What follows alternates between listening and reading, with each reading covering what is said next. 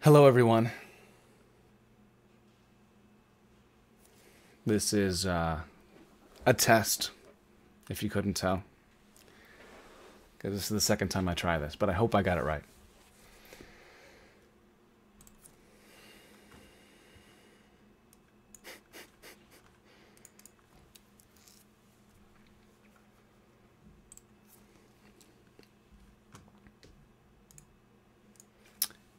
Hey, how's it going? Hey, it's working. Awesome. I'm so glad it's working. So, my last video I posted a second ago, live stream, I had it on private for 4.5 minutes before I realized. And then after that, yeah, a couple more things. But if you can hear me, we're good to go. Let me know if you can hear me. How's it going, everybody? Props to Jack, by the way, for being the first on the last stream. How's it going, Jack? What's up, Bill?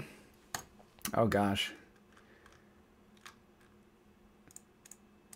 Awesome. Okay, well, I have this mic here. I'm going to try not to bump it too much. And I'm kind of streaming with this webcam. I hope it's all working.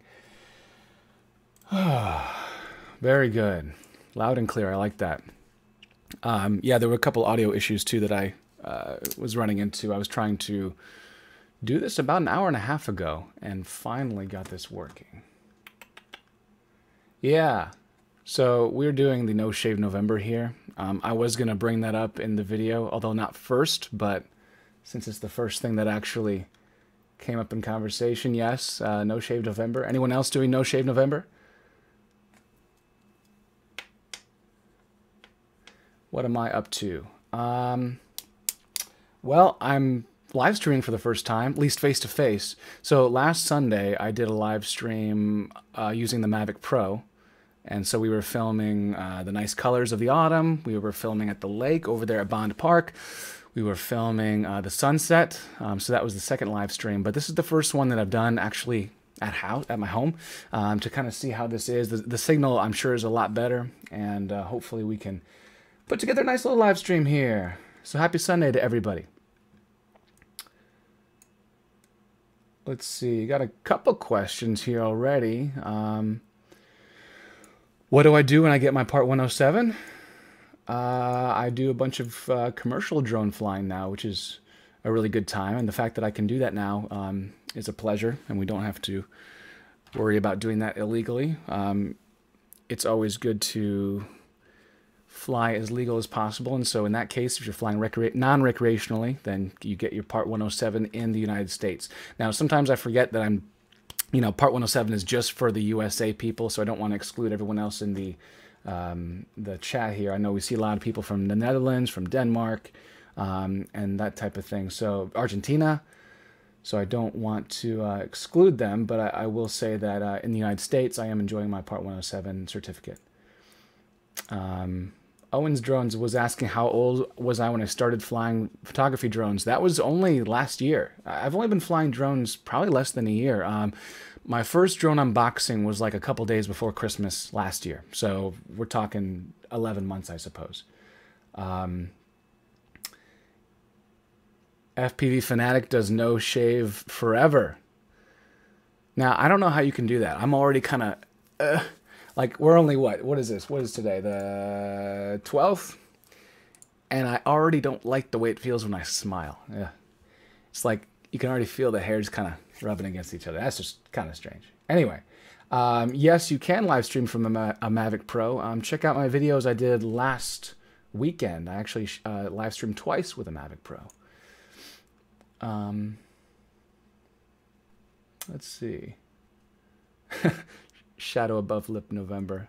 Hey, that's how I was for a while, honestly. I think I still kind of am. I don't think this is going to grow into something spectacular in a month. Let's see. Austria. England. Brazil. In California. Dave from Michigan. I have a lot of relatives in Michigan.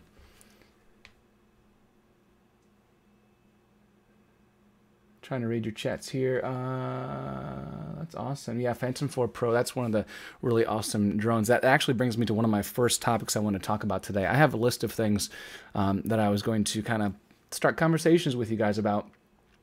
First of all, for those of you who just joined, when I first was trying to start this live stream a little while ago, I had some issues starting it up, and part of that was because this is a test, first and foremost, live streaming in my house for the first time, and I want to do a video editing tutorial at some point. I want to be able to kind of show how I do video editing in a live format, so maybe if I'm editing a video, people can ask questions as I go. Maybe I can show some tips and tricks, and maybe you guys have some tips and tricks for me too. So that's what I'm going to try and do in the coming little while here. There are a few more little bugs I have to kind of address about this live stream. One being that I can't really seem to stream audio directly from my computer. Like if I'm editing and I'm playing music or the audio when I'm editing my footage, it's not coming through the live stream. It only comes through my speakers. But then, of course, we have this mic here, which creates a feedback loop, and that would be horrible for you guys. So I'm trying to figure out how to do that. I'm going to do a little bit more investigative work, trying to figure that out. So anyway, that's the first thing, is that this live stream sounds good, looks good. What I'm going to do also is do a little quick flipperoonie here and show you my desktop and just make sure that you guys can see that too. So this is obviously speaking face to face, and then if all goes well, you're not going to hear a loud screeching sound when I switch to my desktop. Okay, can you still hear me? Everything looks good? This is what I see when I'm talking to you guys. So I see your chats, I see my stream on the right, I see my Wirecast program here on the left, which is teaching me, or telling me how things are going with the live stream, and looks like it's pretty good. So if you guys can read text here, if it's clear enough that you can actually read things and you can kind of maybe follow along with some sort of visual editing tutorial, if this looks clear to you, let me know, and maybe that's something I can do. Awesome. Okay. Well, that's good. That is good. Yeah, this whole switching back and forth has been something that I've just been getting used to. Yeah, I've got a few other things back here, and I guess I'm not really sure where to start. I have a list. Like I said, I have a list, since we've gotten this editing tutorial test down pat, looks like. Yeah, I do have some upcoming reviews, and one of them is the Eachine X220 Wizard right here. I'm not big into FPV flying, but I was sent this by banggoods.com or banggood.com, and I said, well, they gave me a selection. They said, what do you want to pick from this list? And I was like, well, I've never done this before, so they sent it to me, and I still had to purchase my own batteries and a couple more things for it, but I'm gonna test this out and see if I can make a review before I crash it. Oh, I'm sure I'll crash it. Make a review before I destroy it.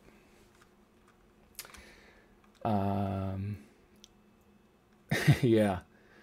So I'm actually streaming a 4K display here to a 1080 video, and I'm hoping that downgrade or that resolution change will be okay. Michael, we're just talking about a few things here. If you look at the title, we're going to talk about recreational registration, also some new reviews, which kind of got placed first because some people saw the products in the background here. This is also a Wingsland S6, and this is from newegg.com. I have not necessarily flown it yet because I'm waiting on a battery, but they sent me this, and we're going to do a review of that as well. This is more of a selfie drone. It shoots 4K, but it's one of those Wi-Fi controlled drones from a phone, so it's not going to be as responsive or as quick as a FPV racing drone like the X220 right here. Excuse me. Let's see. Let me scroll up a little bit because I'm sorry, I probably missed a few of your questions here. Will I get into the racing drones? I think I will. it's just one of those things. I'm trying to get all the pieces together. There's controllers and stuff, and I'm not used to trying to match up controllers with drones and receivers and buying my own batteries and all this stuff. I'm so used to DJI drones that kind of come in its own package, and I don't know. It's one of those things I'm really researching, and I want to make a review when I actually know a little bit more about the product. So it's a lot of reading and a lot of study and a lot of troubleshooting too, because I'm still trying to figure this stuff out myself. Let's see. I look like Paul Walker. Interesting. Is that because of the facial hair? Yeah. So Michael, that's another thing I'm going to talk about here. Oh, one more thing. Finally got the low noise props, and this has been something I've been waiting on for a while now. I have not tested them out yet. It's been kind of crappy weather here, but the whole idea is I got them. I'm going to definitely test them out. I had been waiting on them for like a month. I had ordered them about a month ago, but I made the mistake of also ordering a platinum battery along with the low noise props, and the platinum battery was making the shipment take forever. So I ended up canceling that order, just ordered the props, and got them within a couple days. So I'll definitely be pulling those out too. Let's see, a few more questions. Oh, where is that? Here it is. For the X220, I was also given this Eachine EV800 5.8 gigahertz FPV VR goggles. Hopefully that works out with the X220, but we'll see what happens. So that's up next, or one of the next videos. Let's see. How do I like being self-employed? I like being self-employed. It's interesting because you're not. There are different ways to be self-employed, and some are, still client-based and customer-based, and some aren't so much. So I definitely still feel like, when I get hired, I'm still employed for a day for somebody. So it's like I have many bosses instead of just one boss. There are good things and bad things about that. One being that a good thing is that, if you end up not doing so well for one person, as long as it's not catastrophic or a really bad mess up, you can learn from that, and you can kind of like overcome that embarrassment, and you don't have to continue to see that person every day. You don't have to prove yourself, because if you do something negative, you don't have to necessarily, take months and months to kind of like win their trust back. They just may not hire you again. Now, if it's an awful thing that you do, or you really mess up, then word might get around that Ed did a really poor job at this. Never hire him. Anybody, start being public about it. But the bad thing is, I guess, you don't really make those connections that you get when you're working with a team every single day, 5 days a week. And so in that way, it's a little bit lonely, because you do make a lot of connections with people and networking, but you don't really see them again, or you may not see them again for a while, as opposed to the camaraderie that you build in the office. That's something I do kind of miss. So those are two different aspects. Also, it's really easy just to kind of let things get carried away at home, waking up too late, and you really kind of have to force yourself to stay on the schedule. Let's see. I'm sorry I'm not getting to every question here. I guess my answers are a little too long, so I'm not necessarily answering everyone's question. And hello, everyone, by the way. If you said hi and I have not said hi back, I'm sorry. Just hello. Hello. Let's see. Awesome. Certainly less noise. Vince says that the low noise props are certainly less noise. And you're thinking about the battery that lasts a wee bit longer. I am looking forward to getting that platinum battery just to see, but unfortunately, doesn't seem to be the case. They're not sending it to me. I bought it, I ordered it, but I just ended up canceling. It just took too long. Okay, so hey Niles, what's up? Next up, yes, I don't know if Michael. Yes, Michael's still here. because he asked the question. I'm going to flip to my desktop view, and I'm going to get rid of this Wirecast. And let's see, maybe I can blow this up. All right, hopefully you guys can read this. This is an AMA announcement, FAA's registration requirement for UAS. Again, like I was talking about earlier with the Part 107, this really only applies to USA flyers. So I'm sorry that, you know, I'm kind of alienating some people who are watching here. But I'll just read it in just in case you can't. We are writing to update you on the FAA's registration requirement. Today, Congress finalized legislation that will reverse the earlier court ruling in the John Taylor case and restore the FAA's UAS registration requirement, including for AMA members. We expect this legislation to go through final passage in the House and Senate and to the President's desk soon. We ask all AMA members to please comply with the registration rule once it is in effect. Again, we will update you when this happens. So, it's not going to happen this year, but it's going to happen next year. I don't know at what point. Could be early, could be mid. So, unfortunately, it looks like we are going to have to start registering our drones if we care to stay legal about it in the United States.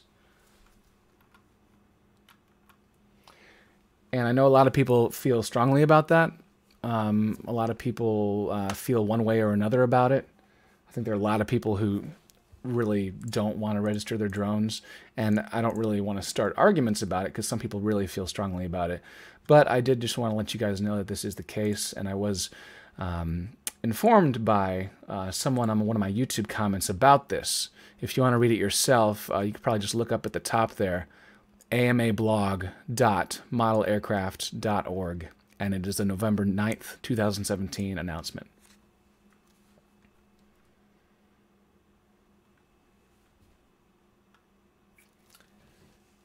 This is probably something, you know, when I made the video about when John Taylor actually, you know, won that court case, I had said something about, you know, the FAA will probably find a way to fix that because they're not going to just let that happen. They want UAS in the United States to be registered, and they're not going to go down without a fight.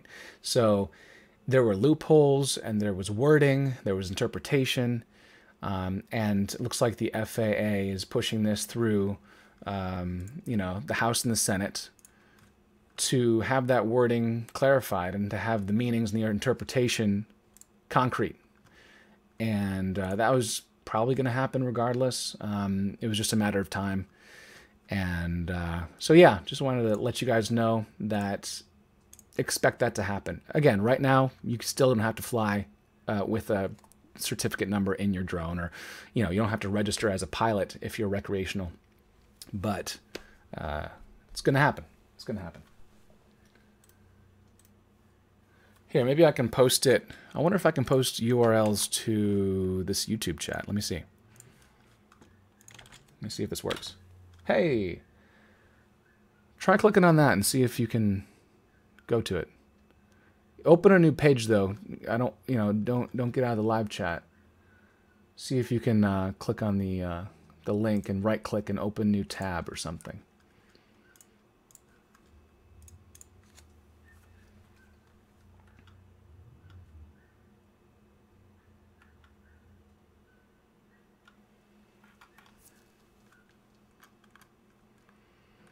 Yeah, so just check that out, or bookmark it and check it out. There will be, I'm sure, more announcements, especially when people are going to start talking about this more, you know, as things happen and as we see that this legislation actually goes through. You can definitely probably get more updates on this particular model aircraft blog, amablog.modelaircraft.org. So I keep an eye on that.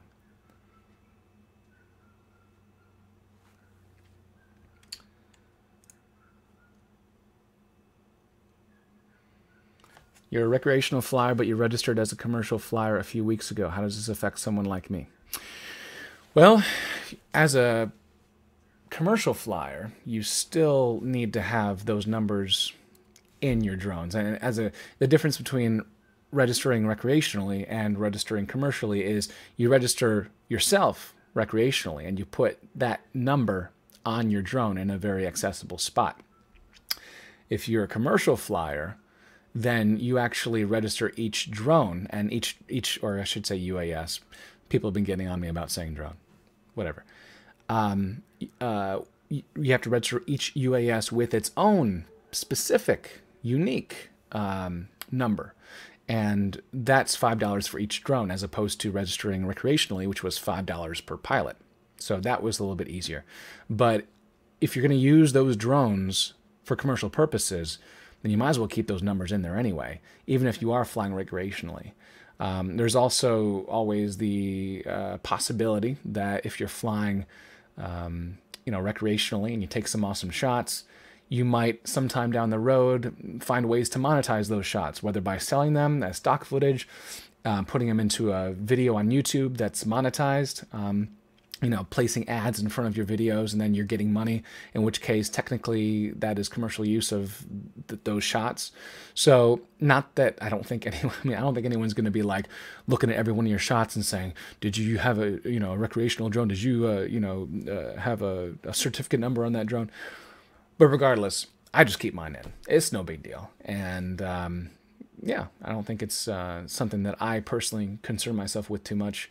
$5 isn't a big deal for me, and to be fighting that, it's not really money anyway. It's more like potentially government overreach or personal freedom. But we're looking at this registration requirement coming up.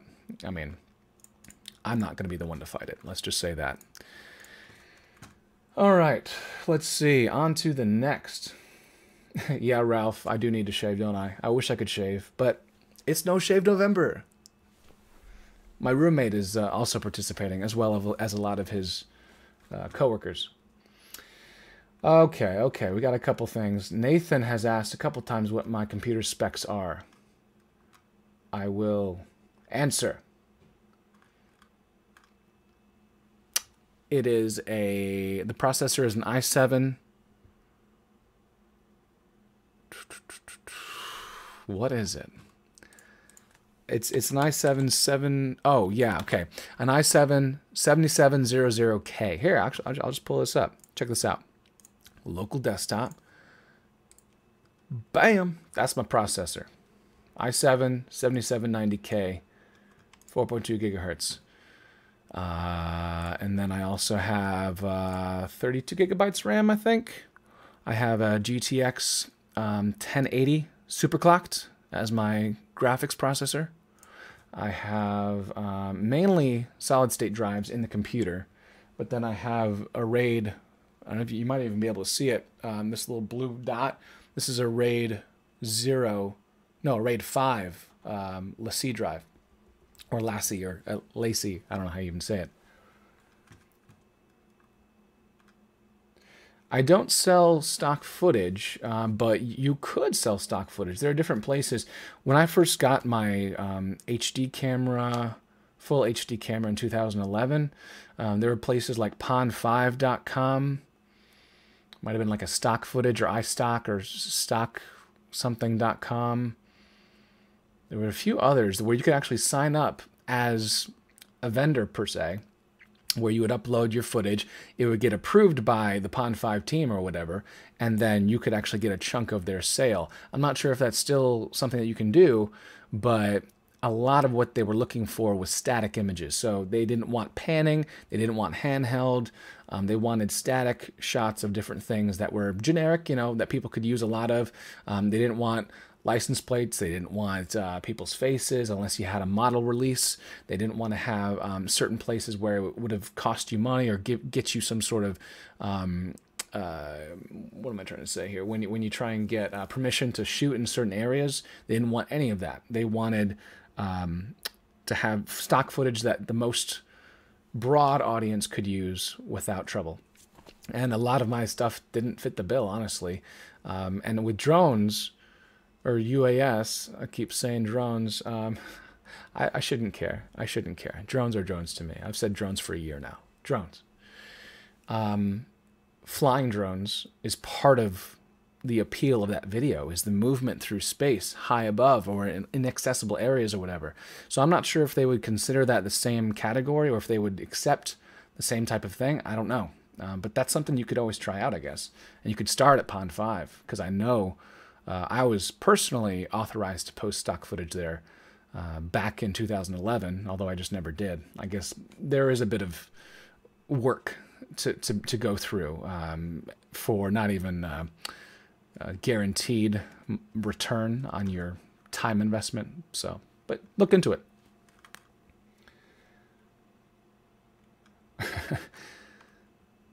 Bill, you want my monitor?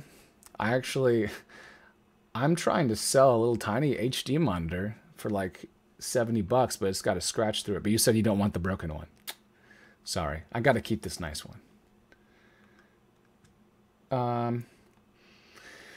Let's see. Scott asked a question. Do you make much doing real estate videos? How do you advertise yourself to the local realtor for the service, and what do you charge?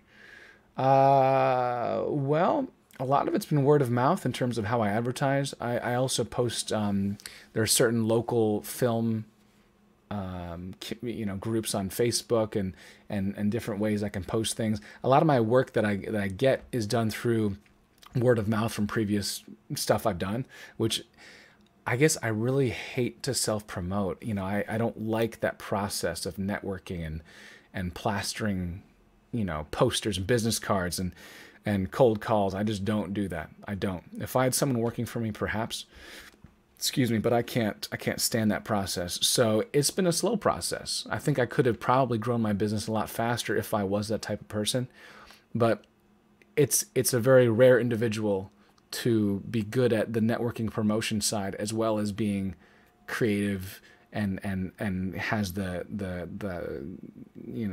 ability to grind and to get work done like that. A lot of that personality, the two types of people, it's different, and so it's very rare to find an individual who can do all of that.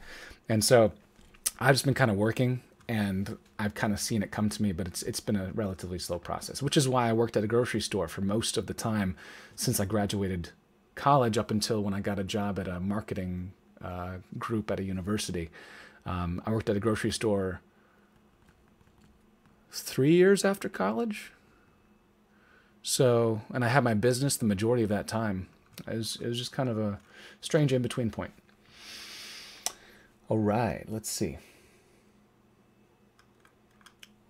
Again, sorry for not getting everyone's question answered. I'm trying to go through these, and I'm sure I'm missing some. When will we get the Mavic 2? What do you think? I don't know. I guess I would have thought we would have it already, because the Mavic 1 launched, I think, September 2016, and it was such a hot item. But I think part of why it was so, part of why we don't have a Mavic 2 yet is because Mavic 1 was so popular. They're still kind of riding that wave.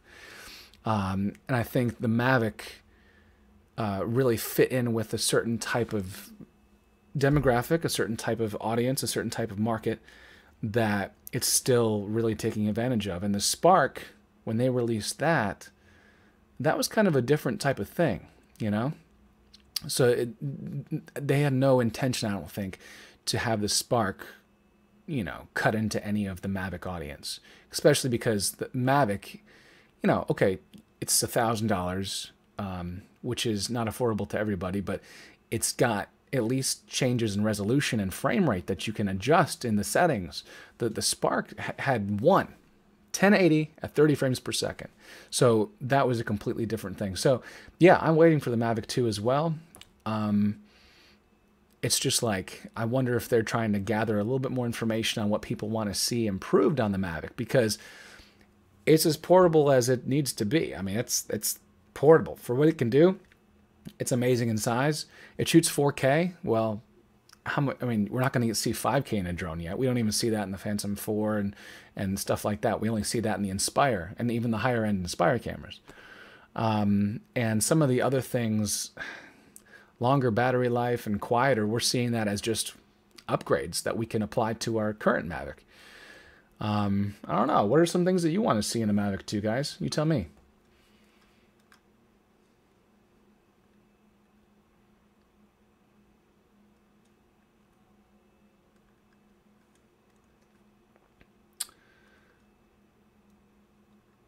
Let's see. Going down the list here. Sorry for the silence. Can a drone that is registered by a 107 pilot be operated for recreational use by a non-107 pilot? To my understanding, yes. I mean, I've had that happen many times. My roommate, he's not a Part 107 certificate holder, and yet he flies my drones a lot. I have not found any reason to believe that that's not something he can do. Now, one thing that is interesting, and I was learning this as I went through my Part 107 study course, is that if you are a Part 107 certificate holder, you can have someone who is not certified fly your drone for commercial purposes, as long as you are within like distance to grab the controller if there's an issue. So you have to be like right next to that individual. But that individual can fly a commercial gig if you're there, like right next to him, able to access the controls at a moment's notice. So that is pretty interesting to me. But in terms of a person flying a 107 certified registered drone as a non-Part 107 holder, I think that's possible. I don't think that there's any issue. I haven't read anything about that.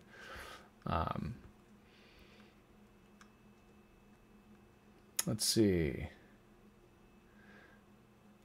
Paul, what off-the-shelf drone ships with the best overall all-round camera? Well, Phantom 4 Pro is off the shelf technically, but it's also more expensive than a Mavic.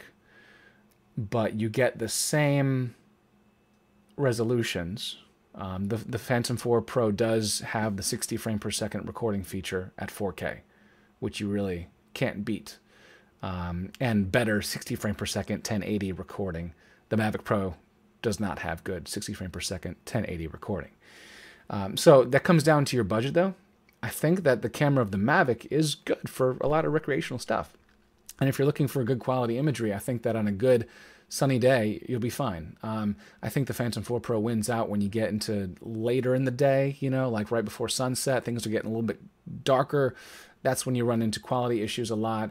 Also, the dynamic range of the Phantom 4 Pro is a lot better than the Mavic, and dynamic range is like this is a good example. I'm using a webcam, and so the side of my face is kind of blown out and washed out. It looks kind of gross. Looks like I have jaundice. But if I was shooting this on a better camera, you wouldn't see this almost blown out side of my face. You would see that my face is lit better on the left than on the right, but you just wouldn't see that stark contrast. Similar to maybe if there was something like a shadow in my room here, you would see that there would be more detail in a high dynamic range camera of a shadow, and at the same time a highlight like this. So that's a good thing that the Phantom 4 Pro has over the Mavic Pro.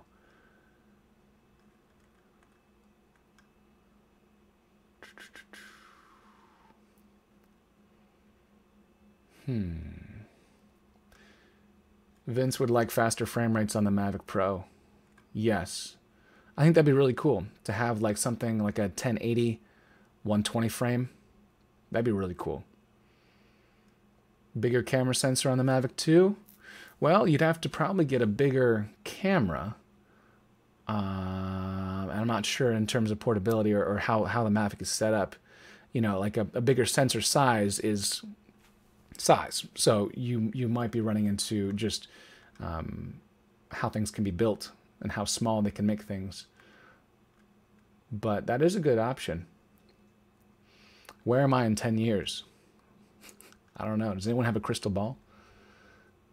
I would like to think that I could be able to make YouTube videos with greater frequency, but also maybe it isn't even YouTube anymore. In fact, the way YouTube is going, perhaps it's not YouTube. But I would like to have an online presence of some sort, continue to build that. That'd be awesome. 10 years is a little further down the road. I would hope, you know, I could grow things faster than 10 years. But regardless, it is really cool to be able to grow community on the internet, or whatever the internet is, in 10 years.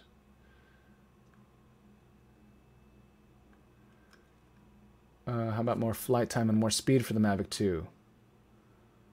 Side and rear sensors. That is a good thing. Yeah. Sensor issue would be great. And top sensor is something that the Phantom 4 Pro doesn't even have anyway. So if you could have a fully surrounded censored camera, that'd be pretty cool.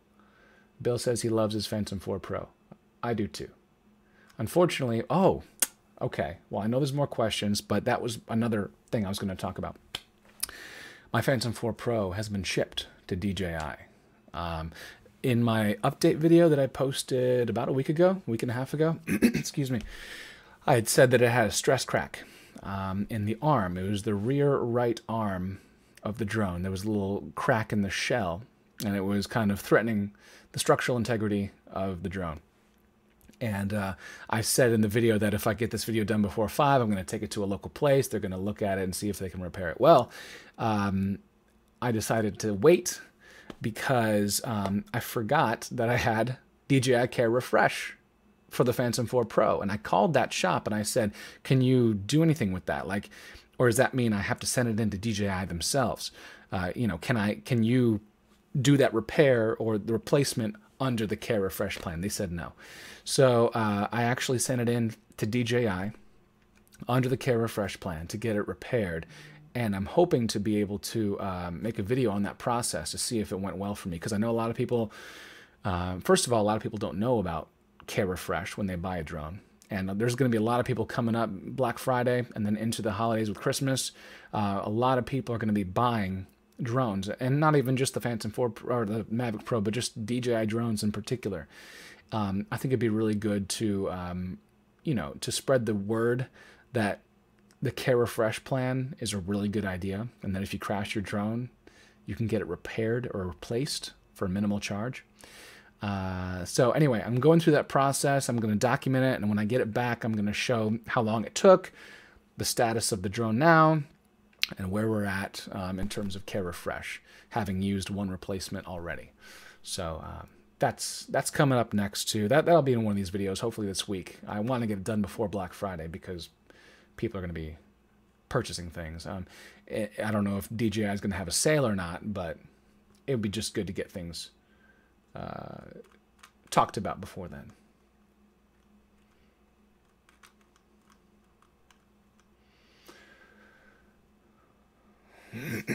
Excuse me. Are you aware of any issues flying the Spark using the iPhone 10? Well, I've never used the iPhone 10 or using the Spark, but Casey Neistat actually made a video about the iPhone 10 or the iPhone X, and he mentioned that he got stuck in the DJI Go app and couldn't get out of it because of the lack of home button. He couldn't swipe up to go back to his home screen like you can with the iPhone X. For some reason, I don't know. I'm not sure if he ever figured it out. I'm not even sure how maybe he just powered it off his phone. I'm not sure, but regardless, he got stuck on the iPhone 10 in the DJI Go app, and that's not a good thing when you might have the drone way over there and you don't even know which way it's pointing now because you can't see the camera. That'd be a good return to home option. Let's see.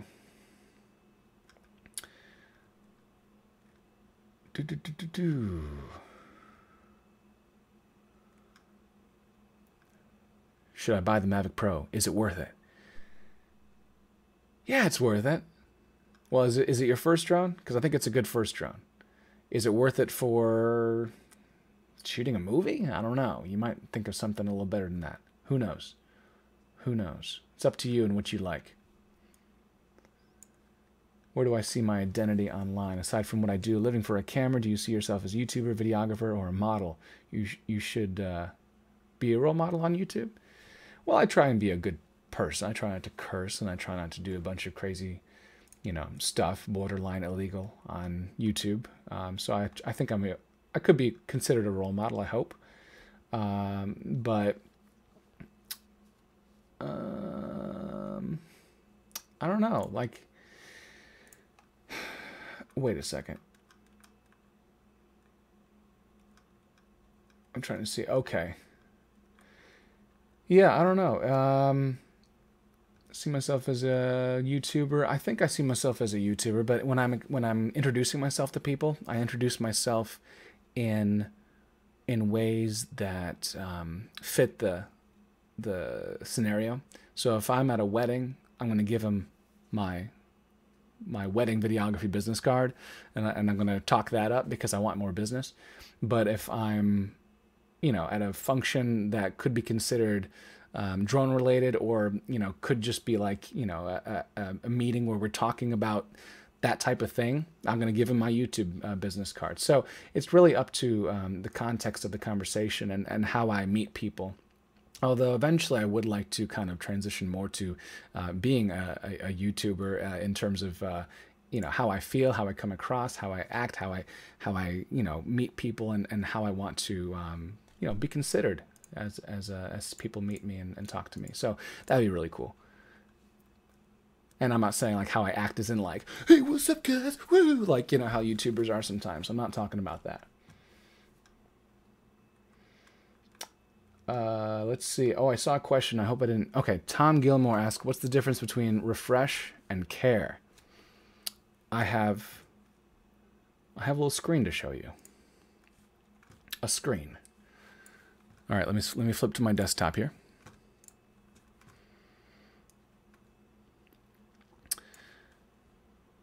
This is one of the talking point articles for that upcoming Care Refresh video. So we have DJI Care and DJI Care Refresh. So Care is a repair plan, essentially, 6 or 12-month coverage for drone repair.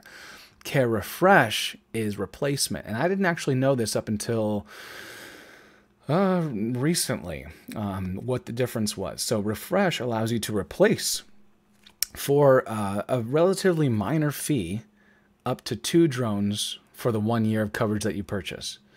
The Care Refresh would mean if you had a minor issue, you could repair it, and then, if that's more economically feasible for that type of repair, or if you didn't need to replace it or something like that, you could then select Care. Now, Care would take longer because they're repairing an existing drone, as opposed to Care Refresh, which would be like, okay, they assess your drone, how the damage happened, and then give you a new one. Much quicker, much faster turnaround time. Let's see. There are also some differences, perhaps, in coverage countries. Looks like Australia is covered under Care Refresh, but not under Care, if I'm reading this correctly. And a couple other things. Yeah. So just a little bit of a difference there. Oops. I'll leave that up for a second if you guys want to keep reading that. I'm going to put it over here.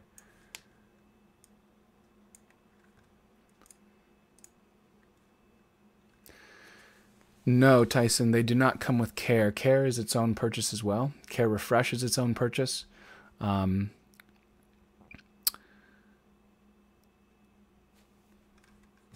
don't have the prices and stuff, but you can look into that and see. But I think, and also one of the things is that the coverage amount for Care is equal to the price of the drone with no deductible. So for Care Refresh, if you just wanted to replace the whole entire thing, I think for, let's see, I can't remember what the prices are, but you'd be paying a flat fee of like $100 or $130 or something like that to replace your drone under Care Refresh. Whereas the Care, with the repair, work hours and different components, could actually surpass what the Care Refresh replacement fee would be.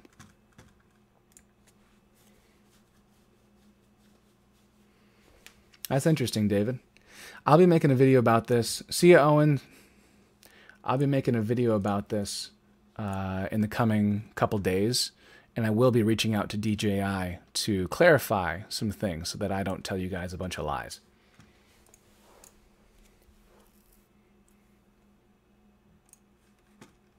All right, I'm going to come back to my face. Hope you guys don't mind. Let's see, I got a couple more questions. Oh, and I have some other... Do I have any? Oh, so there were a couple questions recently that people have asked. Let's see, first of all, how long have I been streaming? 45 minutes, not too bad. Not too bad. There were a couple questions that people have asked on YouTube, some reoccurring comments that I thought might be useful in a live chat situation. Some people have asked how to get their footage off of the Mavic Pro, Phantom 4 Pro, whatever DJI drone, or not DJI drone that they use. A lot of people are saying, well, should I connect it to the computer or is it on my phone? Where does that footage exist? Well, let's take the Mavic Pro, for instance.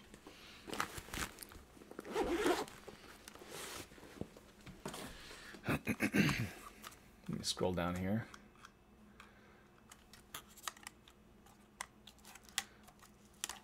All right.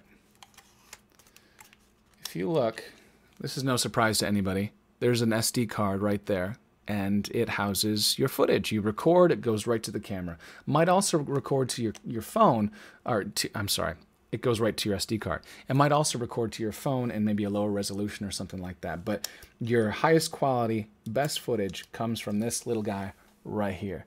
Well, I use a SD card reader. I'm going to pull it out right here. I actually have it Velcroed to my desk. If I can get it off here. Kingston, right here. And it has an SD card slot, a micro SD card slot, and a couple other, see if I can get it to focus here, a couple other slots there. And it's so easy. And I Velcroed it. See those little pieces of Velcro? And it connects micro USB, no, actually it doesn't. It records some sort of USB to regular USB 3 onto my computer. And I use Velcro to stick it to my desk so it doesn't move, and I put my micro SD right in there each and every time. I don't plug the Mavic or Phantom 4 Pro up to my computer. It all goes right to here, and then I can transfer using Windows Explorer, or if I was on Mac, I would use, Finder window or something like that. So that's just a recurring question that I saw, and maybe some of you already use a SD card reader. I'm sure a lot of you do, but that's the one I use, Kingston 3.0, USB 3.0. Let's see.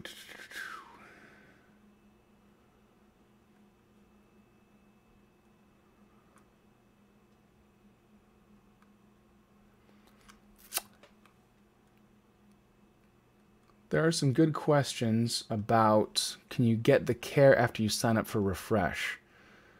You can. It's up to you, I guess, if that would be feasible. See, getting Care, if your Care Refresh is already run out, you've already used your 2 replacements, then I guess you could use Care, or you could buy Care Refresh again. That's up to you and what you think would be most economically feasible for your own situation. But getting a drone repaired when you already have Care Refresh would probably be more expensive in the long run. Get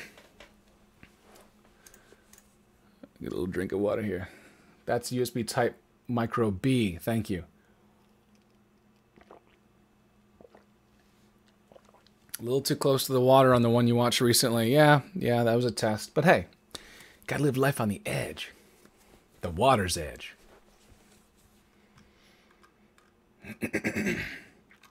Excuse me. All right, let's see. That's pretty much all I had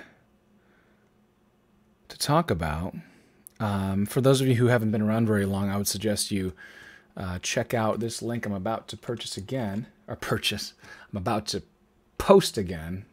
This is the Recreational Flyers registration requirement in the United States. If you don't live in the United States, this is no big deal to you. But if you are in the United States and you care about the FAA at all, then check out this article. Bumblebee Videos, thank you so much. I appreciate that. Yes, and actually part of the reason why I'm making this video, this live stream, at least one of the initial reasons was I wanted to do a test. I wanted to see if I could show my desktop like this, which in that case I would show Premiere, and I could do a little video editing tutorial. So that is one of the main reasons why I'm doing this video today, which is my first live stream here at the house. I'm hoping to be able to do some sort of video editing tutorial, although there is one issue, and it's sound. When there's sound playing from a project file on Premiere, it's not coming through the audio of the live stream. It's only coming through my speakers. And then if I cranked up my speakers so that the microphone could pick it up, then we would get a feedback loop. So I'm trying to figure out what's wrong. There's got to be some setting internally. But if I can get that worked out, I definitely will. And I'll make an announcement on when that's going to be, because I know there's going to be some people who would rather not miss it, or would like to be informed. So it'd probably be a weekend so I can get a lot of people, because otherwise if I'm filming at 5 p.m. or 6 p.m. my time, might still be during work hours in, Los Angeles, or it might be, some ridiculous time overseas. So we'll figure that out.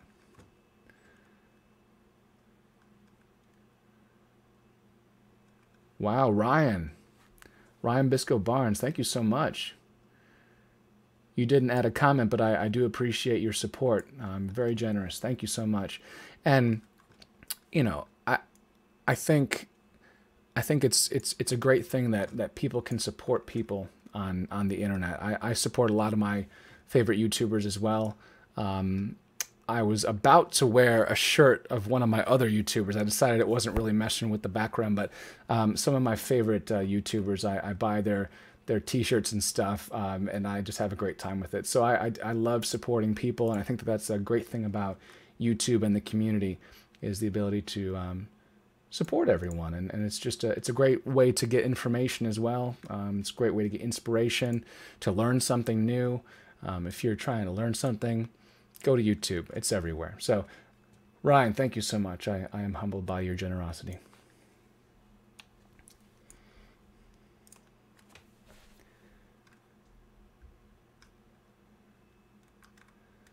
Let's see. Yeah, I do have, well, I have videographer's insurance, which I pay quite a bit per year, but it covers, I think, $25,000 of gear. But that's just for videography. It doesn't, excuse me, it would cover my Phantom 4 Pro if it got stolen, excuse me, but it would not cover my Phantom 4 Pro if I crashed it. Or if I was flying and something happened to it. So there are different types of insurances, and I haven't really looked into them too much. I guess the Care Refresh is always a good thing to have, and I do appreciate having that.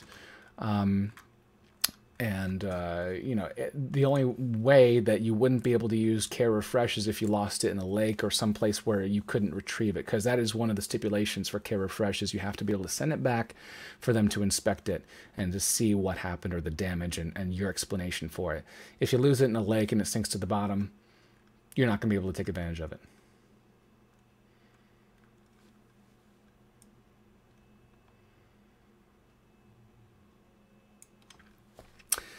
Nigel Rumble, I do not know anything about Lightbridge versus OctiSync. I really don't. Oh, that's the type of signal code or something, right? See, that's getting into the weeds. I don't know about that one. I'm not even sure which one is which. Scott, thank you. I do appreciate it, Scott. Thank you for your generosity as well. I do appreciate it. I'm still trying to figure out if I'm missing any other people, but yes, Scott Meadows, thank you for being a subscriber and for tuning in today.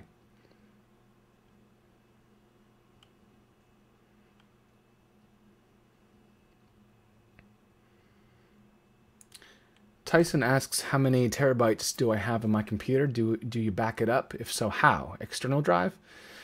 Yes, well, at this point, maybe I will take my webcam down, because it'd be a lot easier to show you. So here we go.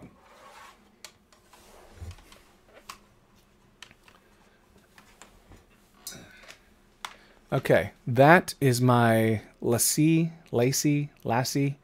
It's called a 5 big, and it's 20 terabytes, but it's in a RAID 5 configuration, so only about 15 and a half are usable. And that houses my media source. So I drop all my footage there, and then I read it. It's Thunderbolt 2.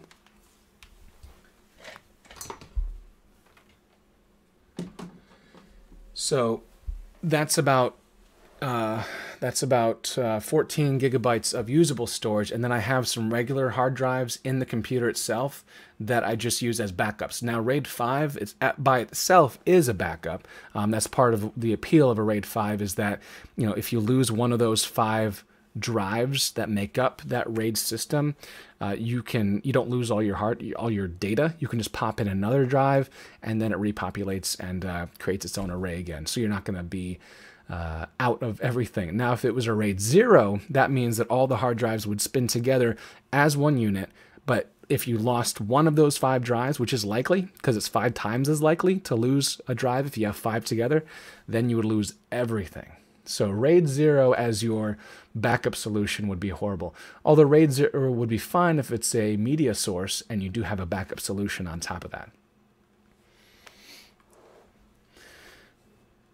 Bumblebee videos. I'm looking into getting my Part 107. What would you say is the main reason of getting it? Looking more serious to outsiders or being able to fly more places within the 5 miles, I guess, of an airport? Let me make sure I can answer your question the best I can. Well, yeah, not having to call airports or helipads that are in Class G uncontrolled airspace within 5 miles of them is a really nice thing a nice benefit of a Part 107 flyer. So that means that, you know, if there's a local Class G airport right nearby, I don't have to necessarily, you know, tell them that I'm flying and make sure that everything's okay. That doesn't mean I'm, you know, able to do anything I want. I still have to be very, very careful. And, you know, if there is a way that you can monitor air traffic radio around you, that would be probably a good thing if you know that that airport has, you know, regular flights or low flying flights around you.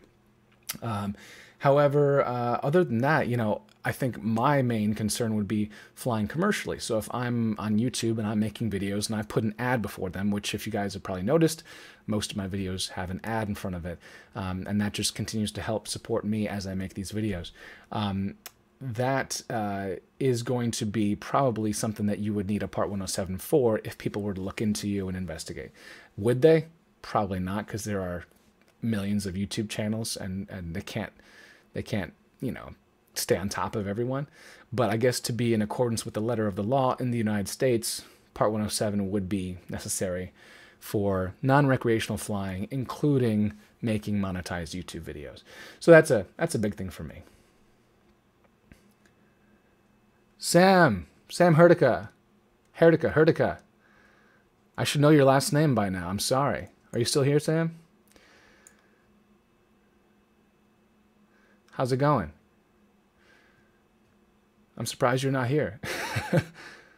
Sam is my roommate's friend. Let's see. Well, he's my friend too. But originally he was my roommate's friend. Coworker too. I'm kind of behind on the comments here, guys. I'm sorry, but David Adams, Lightbridge equals Phantom, OcuSync equals Mavic. I have had some issues with the Phantom live streaming. So if Lightbridge is Phantom, then yes, I think that Lightbridge is more of an issue. I've had a lot of dropouts with Signal and with video display and live feed to my iPad mini or to a phone with Lightbridge. So OcuSync would be my preference. I don't have public liability insurance for my drones, but if I needed to get it, I would. I guess I don't really have it right now, but AMA is actually helping to provide some of those insurance services. And if I can get that link at some point, I will, and tell you guys a little bit about that. Heidi and Franny's Garage, it's a YouTube channel. Heidi and Franny stop by quite a bit to say hi. And I think it was Franny who was telling me about some of the AMA liability and medical insurance available to drone flyers. Let's see.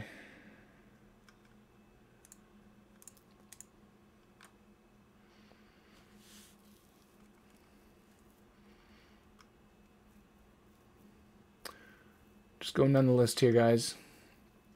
We're pushing an hour here. I'm not sure how much longer I'll go, but if you guys have more questions, I'll definitely answer them. Hard drive do I use? I just showed a few minutes ago, but that's the LaCie 5 Big 20 terabyte Thunderbolt 2 RAID 5 array. Whew. Somehow I remember that. I think I use my Mavic more often, honestly. Although if it's a professional project, I'll definitely use my Phantom. But if it's just for flying fun, I think I use my Mavic, especially because it's a little bit quieter, and especially with these props, these low noise props that I got. And I mentioned that earlier in the video. I'm going to make a video about these. I don't have like a decibel meter or something, but hopefully I can put that together and kind of at least have you guys listen to the difference, because I think there is a bit of a difference in terms of how loud one prop is over the other. I know I'm way behind on the comments, guys. How many people actually call their airport within 5 miles every time they fly? I don't know. I have no idea. But I do know that the few times that I have before I was Part 107, they didn't know what to do with me. They're like, well, we'll forward you to this department. We'll forward you to this department. Or general manager should know. Blah, blah, blah. And I got bounced around quite a bit. So it's pretty obvious that I guess they don't know how to handle us, in which case that means not many people call in. But still, I mean, that doesn't change the fact that it's a really good idea too. So if you know that you should, and you have the ability to, and you have a spare 2 minutes before your flight, give them a call.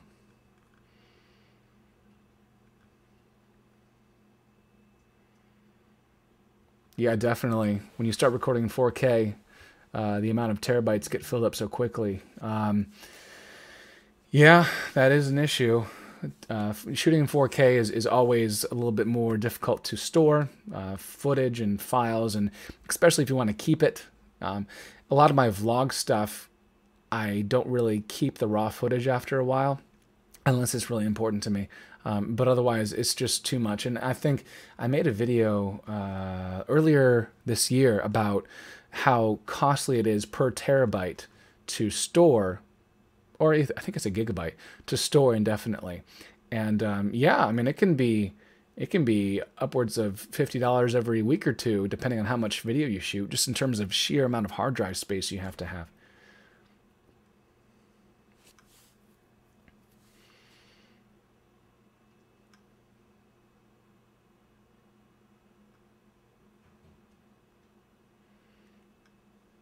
Niles, good idea. Airport gives you the local number to call airports.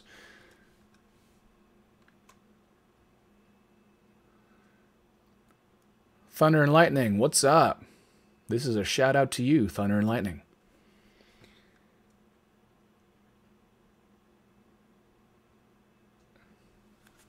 Really? So David Adams, the platinum props are quieter, but the biggest advantage is the almost eliminated whine you get from the old blades. See, I wasn't sure. There's a whine sometimes, yeah, but there's also like a whistling almost sometimes I hear. And maybe it's just because props degrade and their cutting edge, you know, gets a little rough over time. I'm not sure if that's the case or not. But yeah, that's definitely a consideration, is sometimes even the motors, or the rotors, I should say, make a little bit of noise too. It's hard to tell what's making noise, but I'll know soon enough when I try these. I don't use a cloud service, not really. There have been certain cloud services recommended to me. One was SmugMug. We actually used that at a university that I shot video at, although I still stored the majority of my footage locally, you know, on my computer and in my office. But I guess for very important stuff, cloud would be a good, almost third backup solution.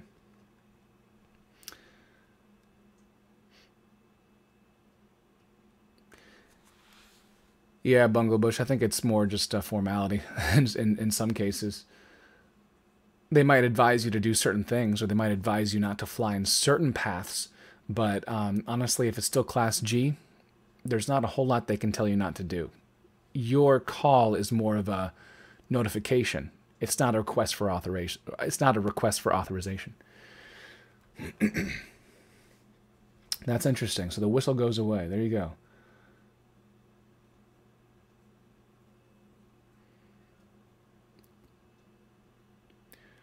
Try the sound preferences in Premiere Pro. When I switched from headphones to external speakers, you need to manually change the input style. Is that when you're, is that referring to my problem with live streaming the sounds from my computer, like the audio if I was editing in Premiere? Thanks, Thurman. I appreciate that.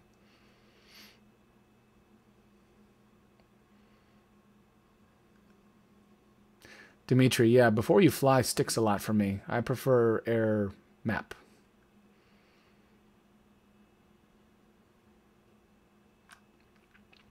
What graphics card do I suggest?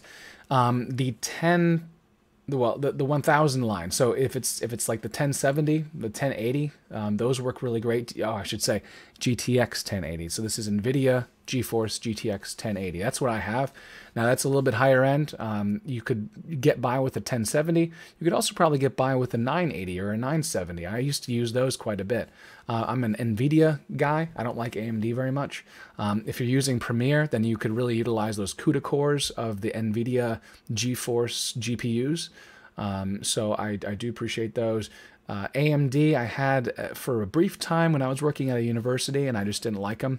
They were two, and they were in SLI, and even that much was not working out. So I ended up buying a NVIDIA GPU to replace them both. Where do I find good Black Friday deals? I don't know. Maybe DJI.com has their own Black Friday deals. I don't know. I haven't heard from anybody about that, but that'd be interesting.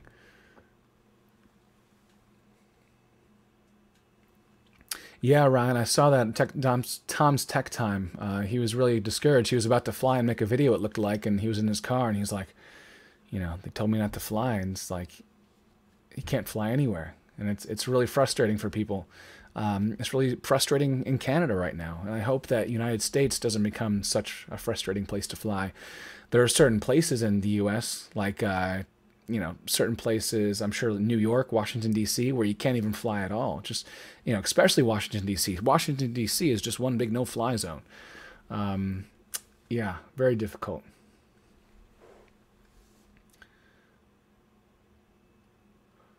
Thunder and Lightning, I do a few giveaways here and there. I haven't done any in a while, now that I think about it.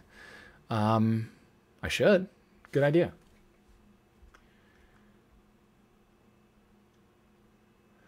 Have you noticed any setting being changed when DJI updates software firmware?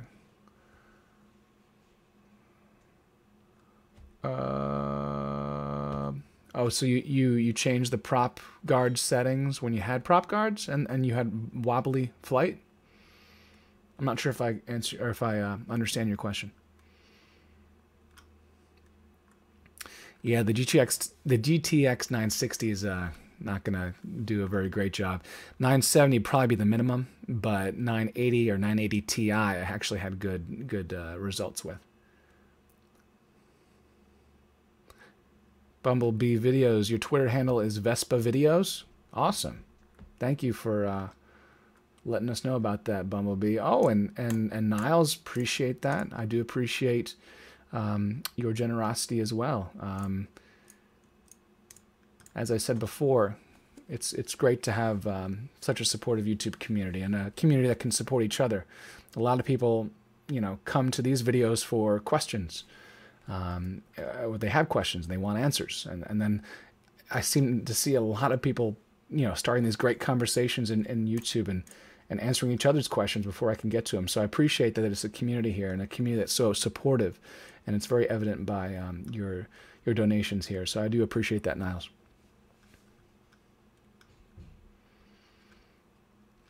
Paul, I don't know much about Crystal Sky. I wish I could tell you. Maybe someone else can chime in about Crystal Sky. I've never used it.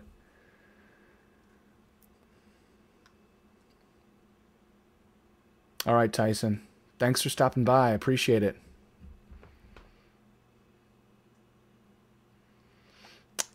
I will probably be doing more Mavic videos.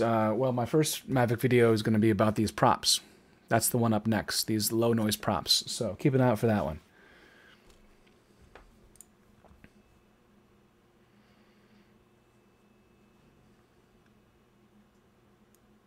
That's true, Web Merlin. I don't use it as a backup, although I do appreciate that redundancy, which could be a failsafe in certain situations. But I do back up all my RAID 5 stuff with hard drives on top of that.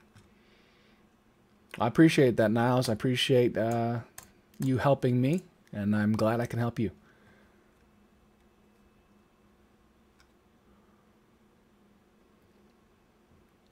What do you recommend to do with the batteries to bring it inside an airplane? Fully discharge the batteries?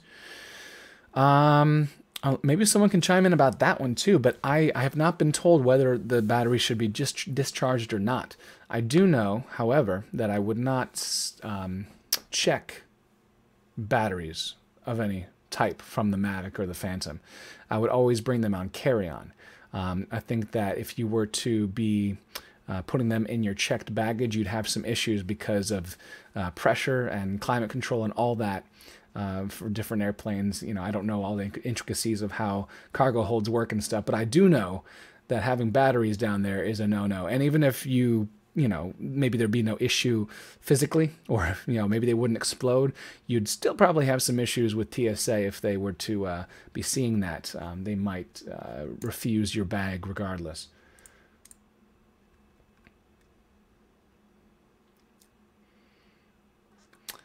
Spleen Zorio. I'll know in a little while. I haven't tried these low noise props out yet, but I'll let you know my findings. Yeah, Tom, I saw that. That was kind of expensive, and I thought, well, I don't know. I don't know. I think I like my iPad.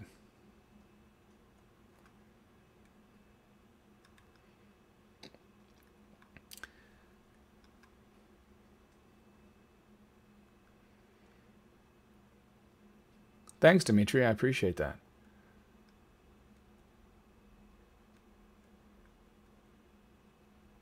Sam, coming through with your technical knowledge. Appreciate that, Sam.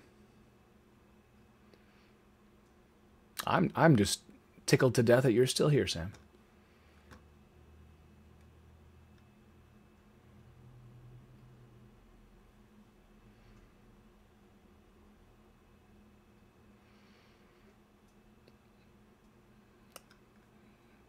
All right.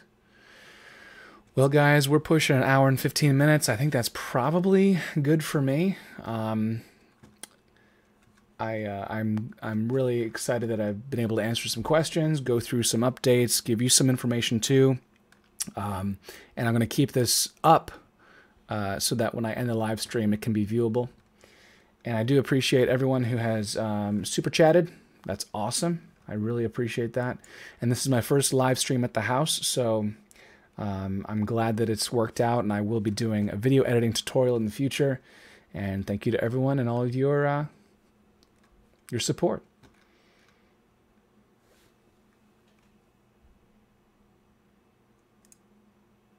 Oh, Jay. I gotta say hi to Jay. What's going on, Jay? I appreciate you stopping by, Jay.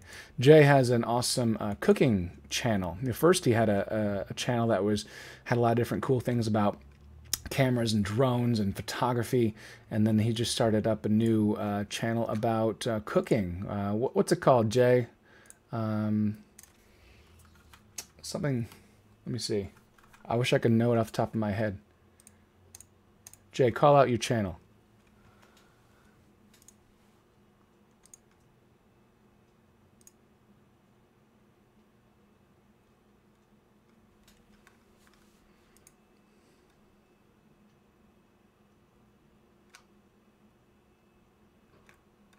I'm waiting on Jay to call out his channel. There's a little bit of a delay. I think there's about 15-20 seconds delay, so when I say something on here... Aha! Mid-South Flavor. All right. Yeah, check out that. It makes me hungry every time. All right, I'll let you all know. I'll let you all know when the next live stream is. Hopefully I can make an announcement. Thank you all for joining. I do appreciate it, and stay tuned. Thanks, everybody.